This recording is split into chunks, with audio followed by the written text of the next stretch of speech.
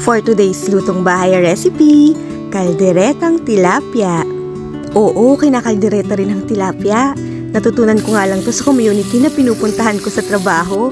Nagready na nga ako ng bawang sibuyas at luya. At eto rin yung mga gulay na ilalagay ko, patatas at sili. Tara, simulan na natin ang pagluluto. Ipinirito ko nga muna yung tilapia para hindi malansa. Nung naipirito ko na nga ay isinet aside ko muna ang mga ito. Tapos ay ipinirito ko na rin yung patatas, dun lang din sa pinagprituhan ng isda. Nagisa na rin ako ng bawang sibuyas at luya. Naglagay rin ng patis na pampalasa. Sangkot siya lang. Tapos ay naglagay na rin nga ako ng tubig dito. Yung tama lang, tansyahin mo lang.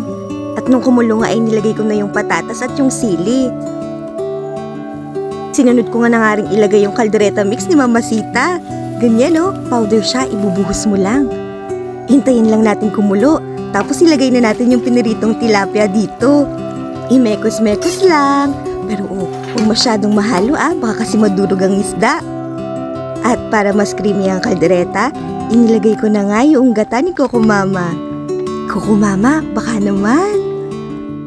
Hinalo-halo ko nga lang ulit ito at inintay na kumulo. Pagmamantikain ko nga kasi ito at iintayin ko na lumapot ang sabaw. Kulo-kulo nga lang yan at alalay lang sa paghalo. At ayan, nagmamantika na ang kaldereta. Kapag ganyan nga siya ay okay na. Masarap kasi sa kaldereta yung nagmamantika. O diba? Ang creamy. Sigurado mapapa-unli rice na naman ako dito. O paano? Kain tayo. Bye!